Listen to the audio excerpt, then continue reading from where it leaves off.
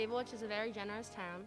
We started this project to give back to our community. It is called Little Free Pantry. We really wanted to give back. First, when we started the GoFundMe, we were overwhelmed with all of the extremely generous donations. And at first, we were going to start a freedge, which is a fridge that we can restock with items for anyone who needs, or even if you just need something so little, you can go to the fridge and grab it.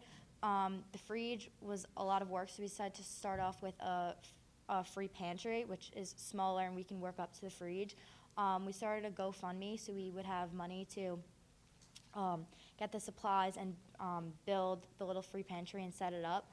A lot of the Sayville stores were extremely generous and let us use their property to put one in. The Sayville Conference Grounds actually let us put our first one there, which is in progress. We're working on it. And with all the generous donations, we were able to buy a little free pantry, and we're actually able to buy food for it. And we got the idea from like the little book things you can take a book from.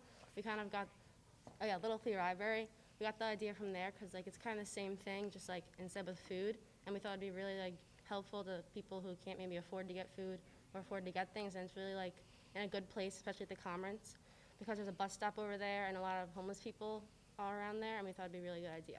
The Atkinsons gave us our first donation, which was extremely generous, and after that the GoFundMe really took off, and each donation adds up, and like I said, we live in a very generous community, and we were shocked by how many donations we got, but it definitely helped us tremendously in being able to start up the pantry. People even dropped off food at Molly's house, and everyone's really wants to help out, and it's a good thing. It's really good to see how the community really wanted to help us.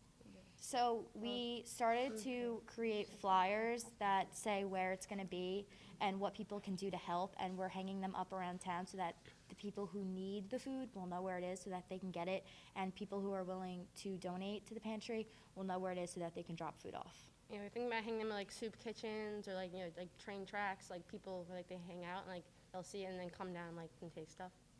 And if we run out of food, we're going to start a food drive so we could restock. It's also right near Stop and Shop. Right near Stop and Shop, so if we need to restock, it's right next to Stop and Shop.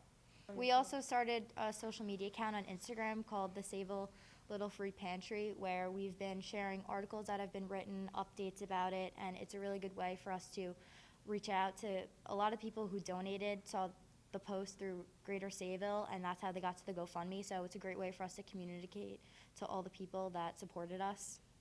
We would like to thank the Greater Sayville for really getting us started. They're the first people to write an article about us, and after that, everyone started donating and started seeing our cause, and that's how all got started. We'd also like to thank the Patch. They wrote a really nice article about us that informed a lot of people about what we're doing. And we would also like to thank Eileen Tisner for letting us use her property for the free pantry, and she's doing a ribbon cutting for us. We'd also like to thank everyone who donated and supported our mission.